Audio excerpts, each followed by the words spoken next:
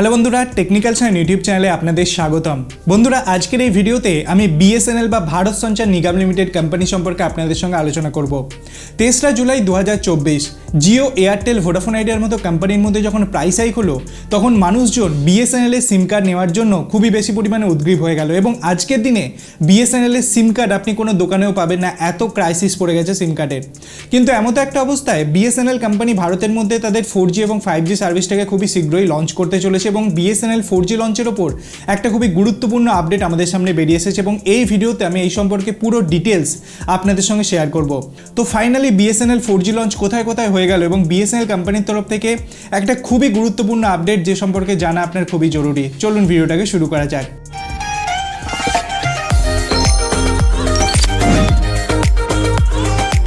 বন্ধুরা, আমি যদি বিএসএনএল কোম্পানির কথা বলি তো আজকে 2024 সালে দাঁড়িয়েও কিন্তু বিএসএনএল তাদের 4G এবং 5G সার্ভিসটাকে ভারতের মধ্যে লঞ্চ করেনি, যেখানে বাকি প্রাইভেট কোম্পানি পুরো ভারতের মধ্যে তাদের 5G সার্ভিসটাকে লঞ্চ করে দিয়েছে।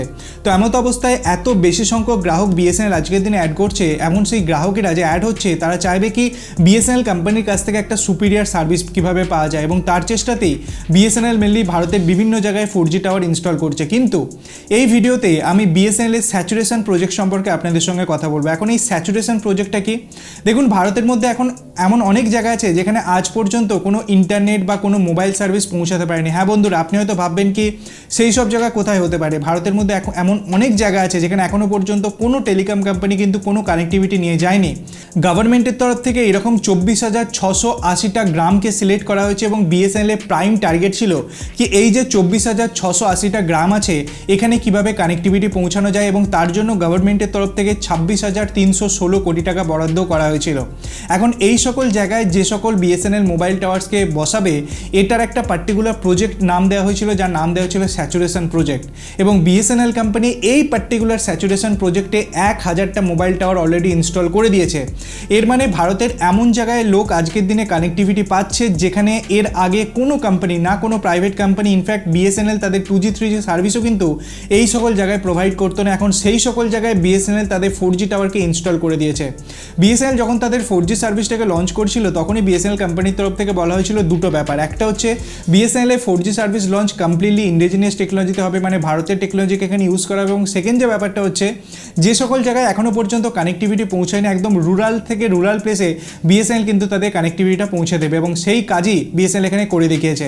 এখন এই 24,680টা গ্রামে বিএসএনএল যে 1000টা মোবাইল টাওয়ার্স বসালো এর জন্য যে ফান্ডিংটা করা হয়েছে এটা ইউএসওয়ে মানে ইউনিভার্সাল সার্ভিস অব্লিগেশন ফান্ড, এই ফান্ডের থেকে বিএসএনএল টাকা নিয়ে কিন্তু এই প্রজেক্টটা করেছে, যেখানে অপটিক্যাল ফাইবারে কানেক্টিভিটি দেওয়া হয়েছে, সঙ্গে 4G কানেক্টিভিটিও এখানে প্রোভাইড করা হয়েছে। মানে এই সকল এলাকায় যে সকল মানুষজন আজকের দিনে থাকবেন তারা 4G কানেক্টিভিটি তো অবশ্যই পাবেন, সাথে ভারতের বিভিন্ন অঞ্চল বা দুনিয়ার বিভিন্ন অঞ্চলে কানেক্টিভিটি পাওয়ার জন্য তারা কলিং পর্যন্ত এখানে করতে পারবেন উইদাউট এনি প্রবলেম। তো বিএসএনএল কোম্পানির তরফ থেকে এটা একটা খুবই বড় অ্যাচিভমেন্ট যেটা ফাইনালি পাবলিশ করা হয়েছে। এবং আজকের দিনে আমি যদি বিএসএনএল এর 4G লঞ্চের অ্যাভেলেবিলিটির কথা বলি তো ভারতের মেজর শহরে অলরেডি বিএসএনএল 4G চলে এসেছে এবং একটা বড় সম্ভাবনা 15ই আগস্ট 2024 বিএসএনএল কিন্তু তাদের 4G লঞ্চের অফিসিয়াল অ্যানাউন্সমেন্ট এখানে করে দিতে পারে। ভারতের বিভিন্ন জায়গায় 4G লঞ্চ হচ্ছে, কমপ্লিটলি ইন্ডিজিনিয়াস টেকনোলজিকে ইউজ করা হচ্ছে, যেখানে tata consultancy service, Tejas network এই সকল কোম্পানি বিএসএনএল 4G লঞ্চে সাহায্য করছে। অলরেডি টিসিএসকে 15,000 কোটি টাকার আপফ্রন্ট পেমেন্ট করে দেওয়া হয়েছে এবং আগামী 10 বছরের জন্য সমস্ত রকম মেনটেন্যান্সের দায়িত্ব কিন্তু টিসিএসের কাছেই থাকবে।